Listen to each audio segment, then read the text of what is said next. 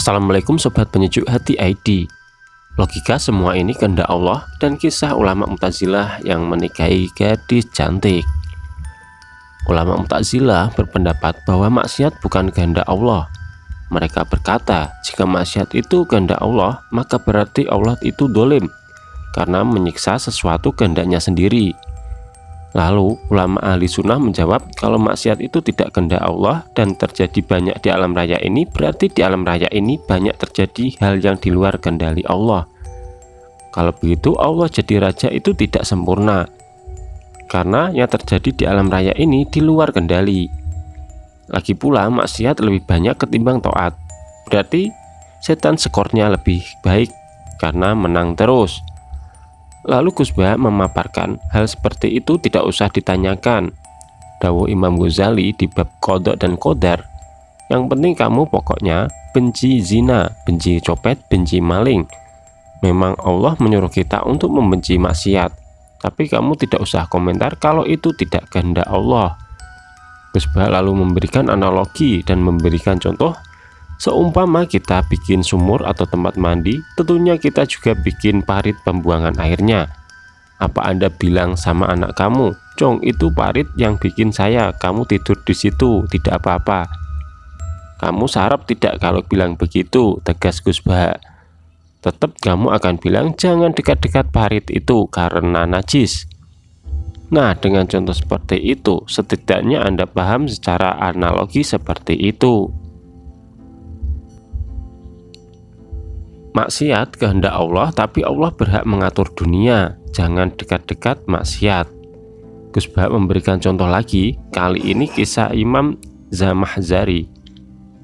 Gus Bah memberikan contoh lagi, kali ini kisah Imam Zamahzari. Imam Zamahzari itu orang Mu'tazilah yang alim alamah, dan karangan kitabnya pun berjilid-jilid. Dia tidak percaya pahamnya ahli sunnah kalau Allah yang bikin amal perbuatan. Menurut dia, orang itu bisa bikin amalnya sendiri. Buktinya, orang kalau ingin berdiri ya berdiri, orang kalau ingin duduk ya duduk sendiri. Kalau orang itu tidak bisa bikin amalnya sendiri, lalu hisab gunanya untuk apa? Karena ada hisab pada surga dan neraka, itu disesuaikan amalnya.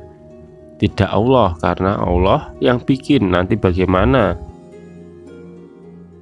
Suatu saat ada ulama mempunyai anak cantik. Singkat cerita, gadis itu anak ulama dinikah oleh Zamahzari. Tapi gadis cantik ini sudah diajari oleh bapaknya. Setelah Zamahzari sudah berhubungan intim dengan gadis itu, orang laki-laki kalau habis gitu kan lemas. Lalu Zamahzari pun ditanya, apakah Anda ingin lagi? Iya, jawab Zamahzari. Kalau ingin lagi sekarang saja, kan Anda yang menentukan. Ya tidak bisa sekarang. Katanya bisa, tambah gadis cantik itu. Alhasil dia jadi ahli sunnah gara-gara tidak bisa naik lagi, pungkas Gus Bah. Sekian dulu dari admin, semoga bermanfaat. Wassalamualaikum warahmatullahi wabarakatuh. Nak kowe ora paham, yo nganggo analogi kados kula contohno, kowe nak gawe sumur iku saiki gawe ceren gawe jawab wae. Kowe nak gawe sumur iku gawe buangan peceran. Gak bisa gawe sapa? Kowe.